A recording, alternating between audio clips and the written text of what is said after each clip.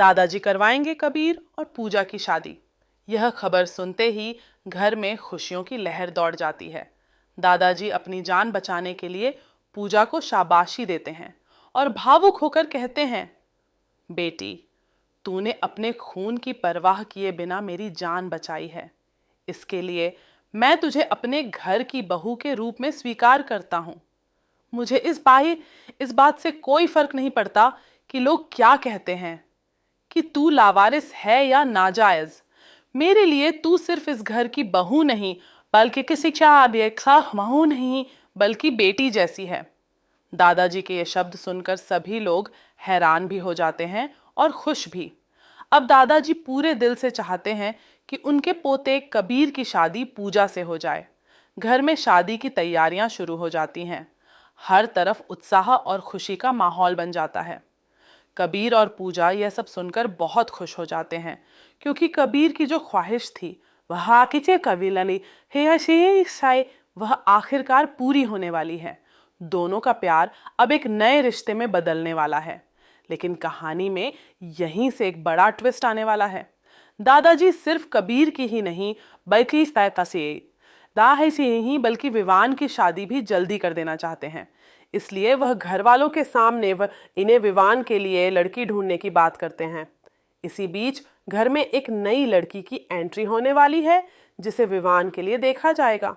लेकिन यह लड़की बाहर से जितनी सीधी सादी दिखती है, अंदर से उतनी ही चालाक और मक्कार है।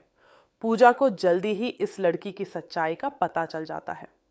उसे समझ आ जाता है कि यह लड़की विवान के लिए बिल्कुल सही नहीं है। वह बहुत बड़ी ड्रामेबाज है और उसका किसी और के साथ अफेयर भी चल रहा है। जब यह सच्चाई सामने आती है तो पूरे परिवार के होश उड़ जाते हैं।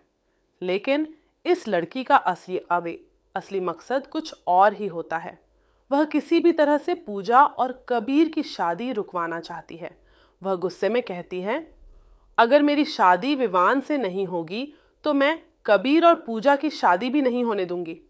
यह सुनकर घर में एक बार फिर हंगामा खड़ा हो जाता है। पूजा की शादी के रास्ते में एक नई मुसीबत खड़ी हो जाती है। इसी बीच बुआ जी भी चुप बैठने वालों में से नहीं हैं। वह बिल्कुल नहीं चाहती कि कबीर और पूजा की शादी हो, इसलिए वह एक बड़ी साजिश रचती हैं। शादी के मंडप में सभी रिश्तेदारों और परिवार वालों के सामने बुआ जी पूजा की सच्चाई उजागर करने की कोशिश करती हैं। वह कहती हैं कि यह लड़की लावारिस है, नाजायज है और हमारे परिवार पर एहसान किया जा रहा है कि इसे इस घर की बहू बनाया जा रहा है।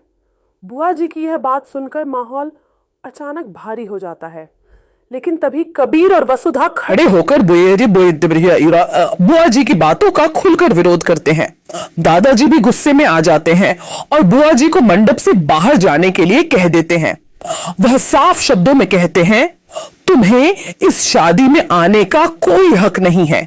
पूजा इस घर की बहू ही नहीं, मेरी बेटी है और यह शादी हर हाल में होगी। दादाजी के इस फैसले के बाद पूरा परिवार पूजा के साथ खड़ा हो जाता है।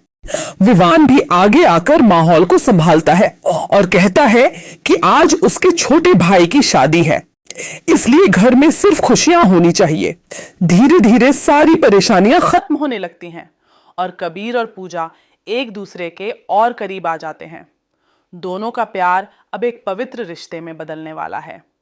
पूजा माँ पूजा जो कभी इस बात से डरती थी कि परिवार उसे स्वीकार करेगा या नहीं, आज उसी परिवार का हिस्सा बनने जा रही है। अब देखने वाली बात यह होगी कि क्या कबीर और पूजा की शादी सच में बिना किसी और रुकावट के हो पाएगी, या फिर बुआ जी और वह चालाक लड़की कोई नया खेल खेलेंगी। लेकिन इतना तय है कि पूजा अब इस घर में दुल्हन बनकर आएगी और हमेशा के लिए कबीर की जिंदगी का हिस्सा बन जाएगी।